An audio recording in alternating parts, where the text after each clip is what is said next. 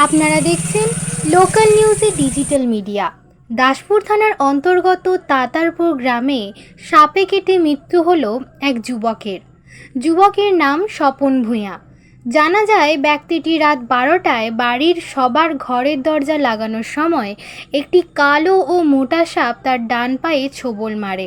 তৎক্ষণাৎ ওই যুবকটি অপর একটি ব্যক্তিকে ফোন করে এবং ব্যাপারটি জানায়। অবশেষে ওই ব্যক্তিটি গাড়ি নিয়ে ওর বাড়িতে আসে এবং তৎক্ষণাৎ হাসপাতালে নিয়ে যাওয়া হয় ওই যুবককে।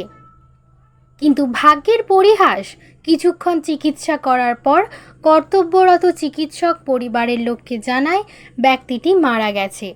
ঠিক মারা যায় 1টার সময়, অর্থাৎ 1 ঘন্টার মধ্যে। স্থানীয় বাসিন্দারা খুব ভয়ের মধ্যে রয়েছে, কারণ যে বাড়িতে সাপটি কামড়েছিল ওই বাড়িরই গর্তের নিচে ঢুকে যায় সাপটি এবং মূলত ওখানেই আছে বলে জানা যায়। কিন্তু মানুষজন জানতে পারছে না যে সাপটি কী সাপ। এলাকায় শোকের ছায়া পড়েছে। দাসপুর থেকে আমাদের এডিটর কৌশিক কাপড়ির রিপোর্ট, লোকাল নিউজ। 45 মিনিট মধ্যে হসপিটালে পৌঁছে যাওয়ার পর ওরা ডায়াগনোসিস করে কিছু ইঞ্জেকশন পত্র ওষুধ চালু করে। তারপরে ডাক্তারবাবু এসে দেখে বলে মারা গেছে। আর খুবই ভালো মানে ছেলে, আর খুবই আমাদের ভালো বন্ধু, এবং আশপাশের ভালো মানে ডেপুটেশনও খুব ভালো। সকলেই খুব মন দিয়ে ওকে ভালোবাসে। মানে এলাকায় একটা আবার 12টার সময় বাড়িতে কামড়িয়েছে। মানে দাদারপুরে একটা দোকান আছে, এই দোকানে খিল দিয়ে এবারে শুতে যাবে, সেই সময় ওকে কামড়িয়েছে। আর 12টায় কামড়িয়েছে, 1টার দিকে মারা গেছে।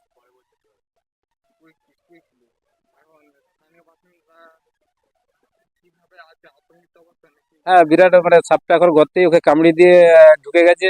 সেই জন্য সবাই মানে আতঙ্কিত আছে যে সাপটা আদেও আছে না কি সাপ কামড়ালো, কি ধরনের বিষ শরীরে ঢুকলো যে 1 ঘন্টার মধ্যেই মারা গেল। বিরাটভাবে এলাকার মানুষজন খুব আতঙ্কের মধ্যে, আহ, চিন্তার মধ্যে আছে। হ্যাঁ, সাপটা দেখেছে, দেখে বলছে খুব কালো আর মোটা, একটা বিকট টাইপের সাপ। এটা ফোনে আমাদেরকে বারবার বলেছে। আমার নাম অরূপ প্রামাণিক। আমি আমার স্বপন খুব কাছের লোক, একবারে মানে বন্ধু বললেও দাদা ভাইয়ের মতো সম্পর্ক আমাদের। আমরা খুব ভেঙে পড়েছি।